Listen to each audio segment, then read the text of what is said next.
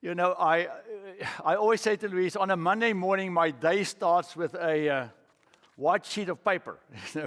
I need to write a sermon. It's like painting a painting, putting this puzzle together. And I said, this week, my sermon is like a sneeze. You've got to sneeze, and then it goes away. The sneeze doesn't want to come, So I hope the sneeze will come this morning, so pray for me. It was a difficult section for me to deal with. And that's the problem when you do this expository preaching. I can't just ignore a section that, I don't want to preach about this. I had to make it work for today, so we will get there. So let us pray. Lord, we come to you today, and I ask that you will give me the words that I need. I wrestled a little bit this week with the topic, the sermon for today. You know how it is. Sometimes you just don't get it. But I pray that your Spirit will move and help, that we all will understand what your will is for us, from what Paul wrote to the church in the area of Ephesus. Thank you that we know that this word that we have in front of us is alive. It's the living word. It's your Spirit that inspired Paul, that's also with us to help us understand the words that was meant also for us, not only for the people living in the year 60 AD or 68. So bless us as your children as we sit here and want to hear what it is that you want us as your children to know about ourselves, life, and our congregation. We ask this in the name of our Lord Jesus Christ. Amen. So this book of Ephesians has to do with inviting our Lord to come and live with us. And that is, in a sense, then, what we are going to touch on in this whole series.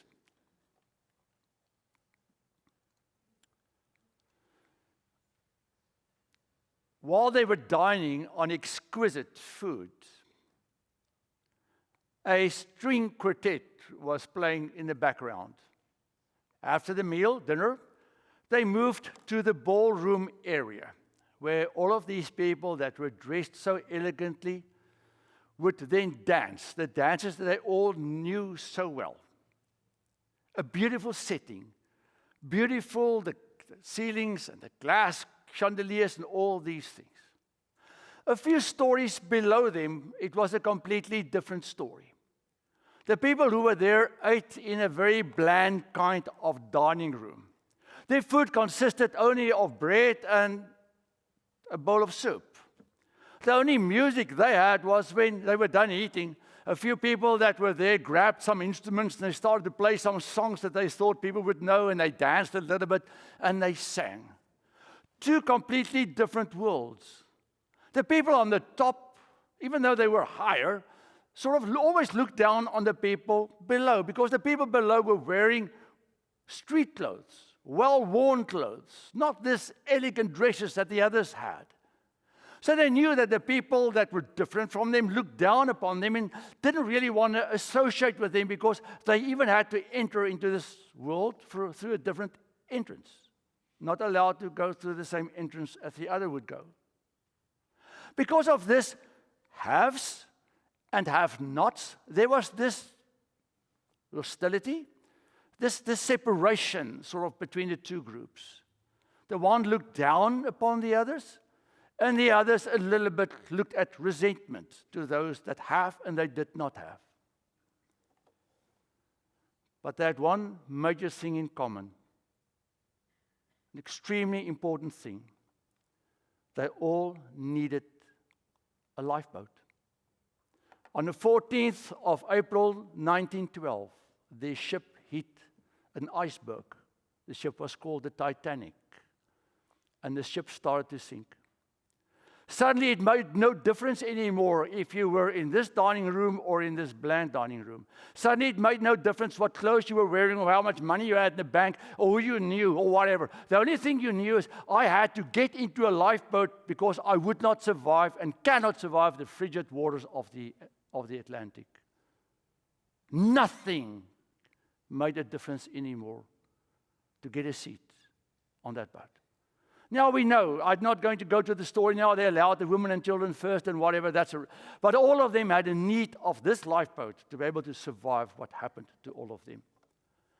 Now with this story in the background, I'm going to read now what Paul wrote to the congregation in Ephesus. Let's read this. He says, therefore remember that at one time you Gentiles in the flesh called the uncircumcision by what is called circumcision, which is made in the flesh by hands. Remember that you were at that time separated from Christ, alienated from the commonwealth of Israel, and strangers to the covenant of promise, having no hope, without God in the world. But now in Christ, you were once far off, have been brought near in the blood of Jesus, or Christ. For he is our peace, who has made us both one, has broken down the dividing wall of hostility by abolishing in his flesh the law of commandments, ordinances, that he might create in himself one new man in place of two, so making peace, and might reconcile us both to God in one body through the cross, thereby bringing the hostility to an end.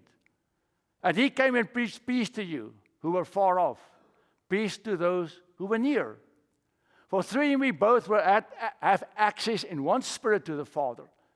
So then you are no longer strangers and sojourners, but you are fellow citizens with the saints and the members of the household of God, built upon the foundation of the apostles and prophets, Christ Jesus himself being the cornerstone, in whom the whole structure is joined together and grows into a holy temple in the Lord, in whom you also are built into it for a dwelling place of God in the Spirit. Now, you know one thing about Paul. Man, he liked to write these long sentences, these long, complicated sentences. So when you are done, you have no clue what he was trying to say. So let's try and discern this a little bit. So what do we have here? The we and the them. Paul's writing to a congregation that's in Ephesus. And you know there's a hostility between the normal people and the Jews because of this. And now he reminds us, he says, let me tell you a little bit about me and about my people. We are the people of the promise. We are the people of the covenant. We have this history of God always being involved in our lives, and in all our stories, people would tell the story of God involved in the life of Israel. We are the so-called chosen ones. And they acted like the chosen ones. We are the people that had hope.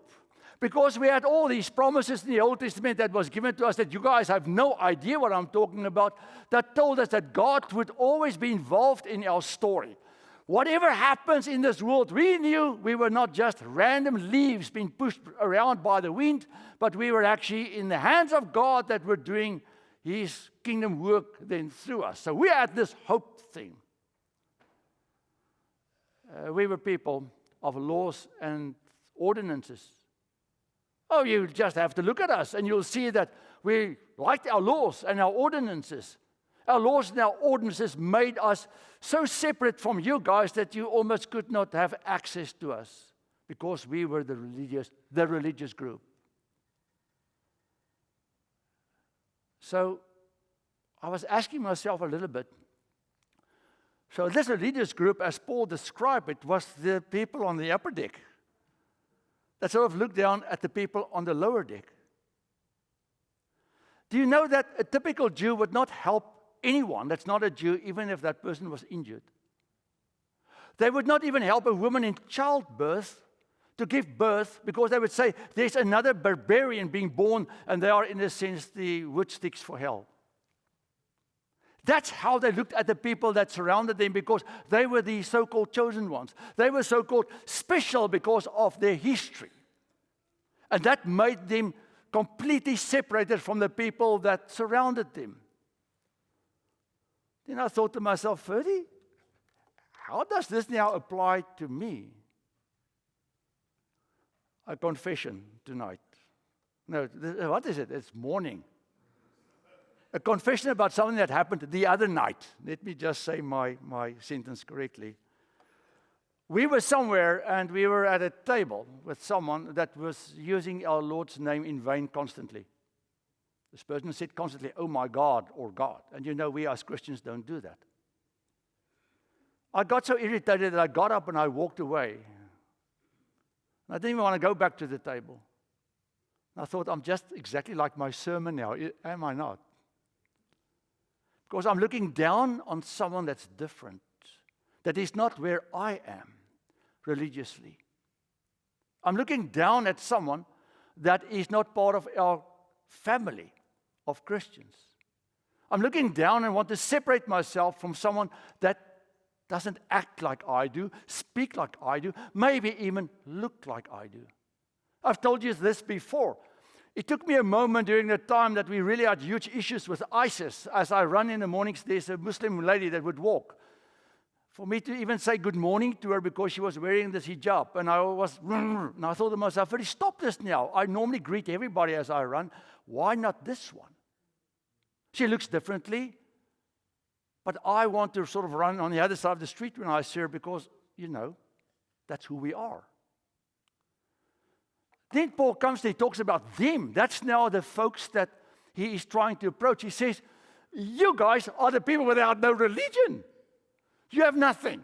They would fill out the census form and say, no religion, nothing whatsoever. They are part of the nuns, as we get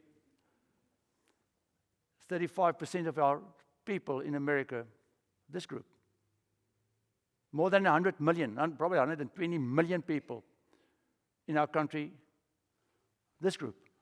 120 million. There are people from the world, and now we get mad at them because there are people from the world, but there are people from the world because they do not have religion. They do not know what they do not know.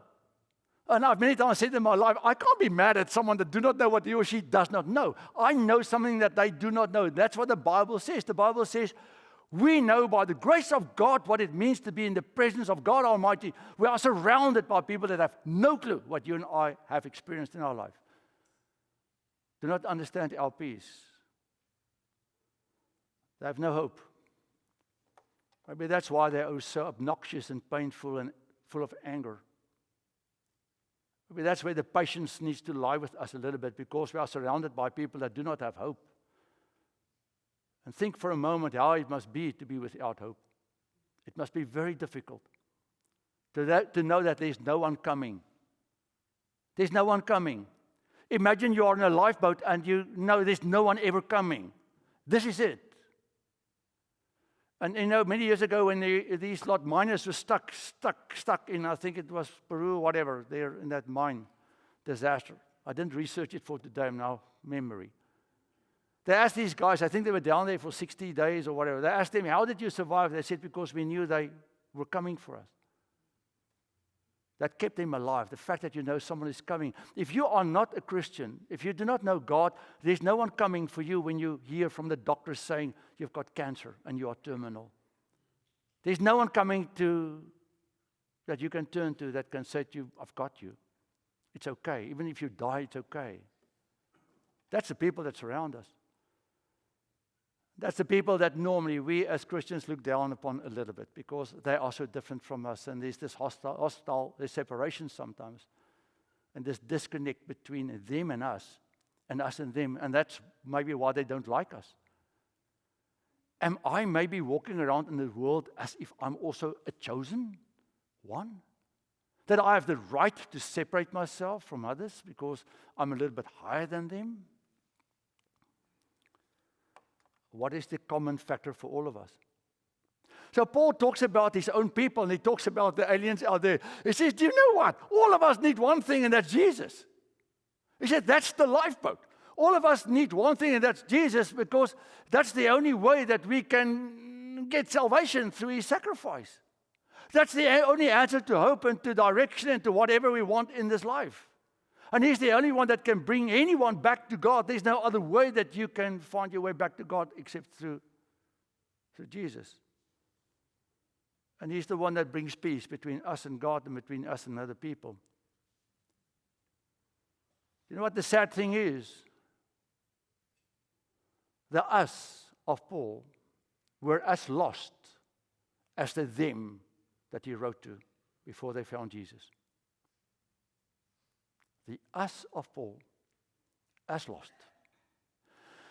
You see, all of these rules and all of these regulations and all of their talk about their past and how God was involved in their history, all of that meant nothing if you don't believe in Jesus. You see, the church can't save you. Your baptism can't save you. The attendance of many different programs of a church can't save you. What saves you if you know Jesus? I went to a conference this week. It was fascinating on Tuesday. Luis, who's the guy who spoke? I forgot his name again. No, she also forgot for a moment. But he's on the radio a lot, this guy. Briggs is his last name. Okay. He said a fascinating thing. He said, you can never debate someone into believing. You can't do this. You can only get someone to fall in love with Christ by telling his story. Who this Jesus is that would come for you when you are without hope, when you are alone, that would actually be there for you. So we are in the same boat. What does it mean? What is Paul trying to tell the people here? He says, you guys were there and we are here, but all of us need Jesus. The fact that we all need Jesus means that we are all in this boat that saves us. And now it makes no difference if we are from the chosen ones on this side or that you guys are from the world, because we are united now as what? As the children of God and as the family of God. We are united as his body in this world. Now, I've talked about this a little bit, that when Jesus left, he said, I'm going to need a body. I'm going to need something, that's the church, that walks around in this world that people may still see me because I still want to be seen. I'm still present. And therefore, I'm going to make you new. I'm going to help you think differently about yourself and about others. And the most important thing that you need to think differently about is the fact that not all of us are on the same journey or on the same stepping stone on our journey. That's more correct. Let me explain. As we sit in this church today, there are people that have journeyed on those stepping stones. They are maybe at stepping stone 15. They've been part of the church for many years. They know the scriptures quite well. Their prayer sounds beautiful. They know the church history. They know so many things. And sometimes you look at those people and think, man, they are saved. Maybe I'm not saved. If you believe in Jesus, you are saved, even if you are on the first stepping stone. The first one. The first one may mean that you still sometimes say words that you shouldn't say. The first stepping stone may mean that you sometimes may say, oh my God, because you forgot not to say it because you grew up saying it. The first stepping stone may mean that your life is not completely in order in so many different ways, but you are slowly moving forward to the next stepping stone, because the new life in Christ is not like this, that you are immediately a brand new person. It's a journey that we are all on. And that's what Paul is now writing to this congregation. He says, you can't look at other people and say, well, you're different from me because you're on your journey, not where I'm at. So we have got two things here. On the one hand, the people outside the church that they look down upon. He said, how can we get them in the church if we look down upon them? And then you look down at people in the church because they are not where you are on your journey. Paul said, that's stupid. He says that's completely stupid. We are called to look at people outside the church with patience, with kindness, with love, with grace, because that's who we are. And let me go there. Because we are united, a place where God lives in this world, and therefore we are a place of grace. So I can't look at this people that look different like I do and talk different and say, I don't want anything to do with you. How am I going to get them in if I don't accommodate them? Through kindness and grace. But then there's the other group, and that's a group inside.